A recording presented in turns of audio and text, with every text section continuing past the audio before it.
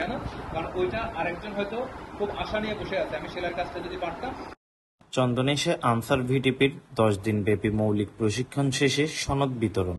চট্টগ্রামের চন্দনেশে 10 দিনব্যাপী গ্রামভিত্তিক VDP TDP মৌলিক প্রশিক্ষণ পুরুষ ও মহিলা দ্বিতীয় ধাপে সমাপনী অনুষ্ঠান অনুষ্ঠিত হয়েছে বৃহস্পতিবার 23 অক্টোবর আমানত সফা বদরুন্নেসা মহিলা ডিগ্রি কলেজে মিলায়তনে এই অনুষ্ঠানের আয়োজন করা হয়।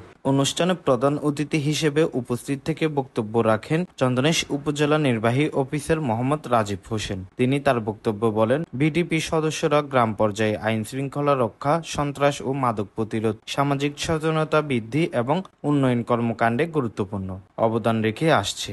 মৌলিক প্রশিক্ষণ শেষে অংশগ্রহণকারীরা যেন বাস্তব জীবনে এই জ্ঞানকে কাজে লাগিয়ে সমাজ উন্নয়নে ভূমিকা রাখে, সেটিই আমাদের প্রত্যাশা। অনুষ্ঠানে সভাপতিত্ব করেন চন্দনেশ উপজেলা আনসার ও ভিডিপি কর্মকর্তা মোহাম্মদ জাকির হোসেন। এ সময় উপস্থিত ছিলেন উপজেলা মাধ্যমিক একাডেমি সুপারভাইজার বিপিন চন্দ্র রায়, প্রশিক্ষক লেন্স নায়েক মোহাম্মদ দুলাল মিয়া, সিপাহী মোহাম্মদ তাহাজুল ইসলাম, চন্দনেশ পৌরসভার ৯ নং ওয়ার্ড দলনেতা আবুল কাশেম প্রমুখ সহ জেলা এবং উপজেলা আনসার ও ভিডিপি কর্মকর্তাবৃন্দ। প্রশিক্ষণ সমাপ্তি উপলক্ষে অংশগ্রহণকারী 100 জনের মাঝে সনদপত্র বিতরণ করা হয়।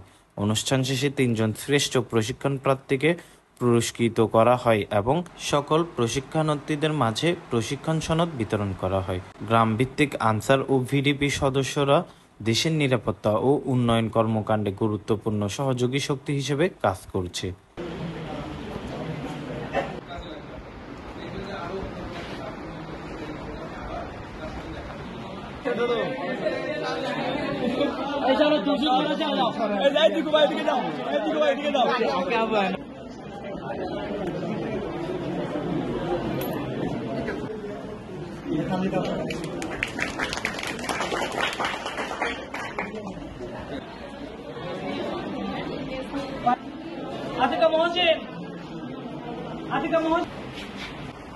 যদি আপনারা মনে করেন যে সন্তোষজনক জবাব দিয়েছে, তাহলে তাদেরকে তালিকাভুক্ত করে তাদেরকে পরবর্তী প্রোগ্রামগুলোকে অ্যাটেন্ড করা।